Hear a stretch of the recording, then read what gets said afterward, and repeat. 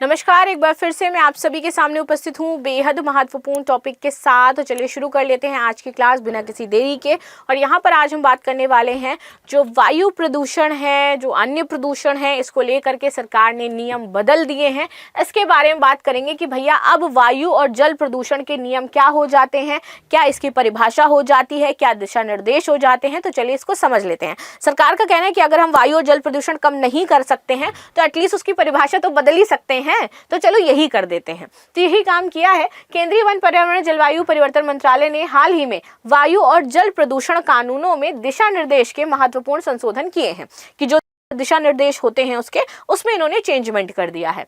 केंद्र एक ओर प्रदूषण फैलाने वाले उद्योगों पर सख्ती करते हुए उन्हें बंद कर रही है, वहीं दूसरी ओर पर्यावरण नियमों का पालन करने वाले उद्योगों को संचालन में आवश्यक प्रशासनिक जो बाधाएं आ रही है उसमें राहत देने का प्रयास कर रही है कि भैया जो पर्यावरण को ध्यान में रख करके काम कर रही हैं कंपनीज, अब हम उनका सपोर्ट करेंगे। जो पर्यावरण को एक तरीके से नुकसान पहुंचा रही हैं उन कंपनीज को अब हम सपोर्ट नहीं करेंगे, उनको बंद कर देंगे। तो ये यहाँ पर होगा। इसका उद्देश्य है कि पर्यावरण अनुपालन को प्रोत्साहन मिलेगा, उद्योगों पर अनावश्यक नियामकीय बोझ कम होगा और ईज ऑफ डूइंग बिजनेस यहाँ पर बढ़ जाएगा।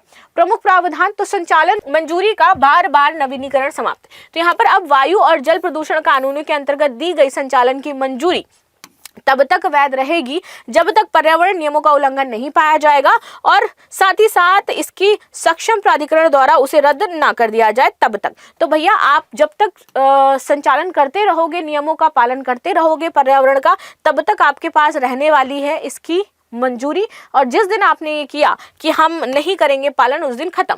एक मुश्त दीर्घकालिक अनुमति की व्यवस्था 5 से 25 वर्ष की अवधि के लिए दिया जाएगा। एक मुश्त संचालन सहमति है तो शुल्क निर्धारित रहेगा आपका। इसमें उद्योगों को बार बार आवेदन और बार बार फीस जमा करने का झंझट मुक्त हो जाएगा। रेट कैटेगरी उद्योगों के लिए समय सीमा की कमी। तो अधिक प्रदूषण फैलाने वाले रेट कैटेगरी उद्योग जो है, मतलब रेड कैटेगरी उद्योग जो है, वो सहमति देने या ना देने की समय सीमा उनकी होगी 120 दिन से घटा करके 90 कर दी गई है। हर 90 दिन में आपको अब रिव्यू करवाने जाना पड़ेगा अपनी सहमति के लिए। ठीक है।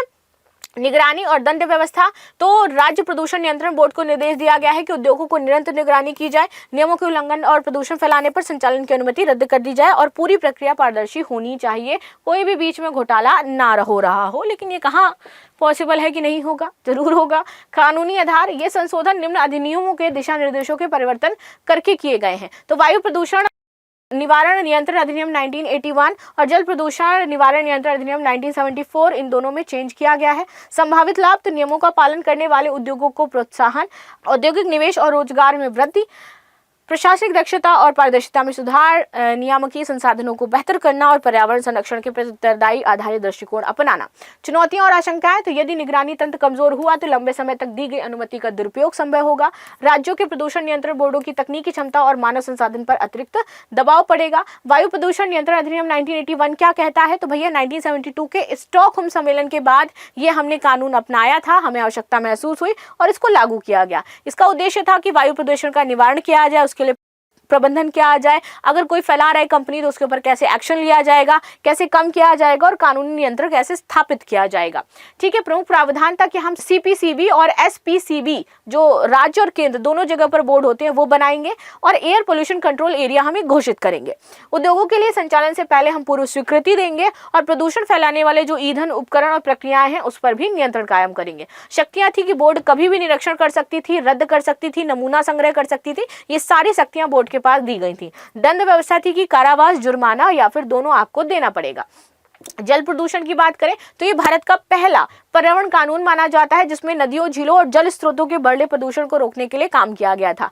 इसमें रोकथाम, नियंत्रण, गुणवत्ता बनाए रखना और पारिस्थितिकी तंत्र का संरक्षण शामिल था। केंद्रीय व राज्य नियंत्रण बोर्ड स्थापित हुए। अगेन यहाँ पर जल स्रोतों, अपशिष्ट छोड़ने, सीवेज और बोर्ड की अनुमति अनिवार्य कर दी गई तथा इन्फ्लुएंट स्टैंडर्ड यहाँ पर तय किए गए। नियंत्रण था कि नदियां, झीलें, जितने भी भूतल हैं, आपकी नालियां हैं या फिर आपके तटीय क्षेत्र हैं, उनमें आप प्रदूषण नहीं फैलाओगे। ठीक है। इसके बाद दंड प्रावधान था, कारावास या फिर आपका आर्थिक दंड या फिर संभावित जो अनुमति आपको मिली है संचालन के लिए वो रद्द कर दिया जाए। सीपीसीबी बोर्ड 1974 में आया हमारा। ठीक है। इसके बाद में वायु प्रदूषण अधिनियम 1901 के अंतर्गत इसमें शक्तियां इसको दी गई।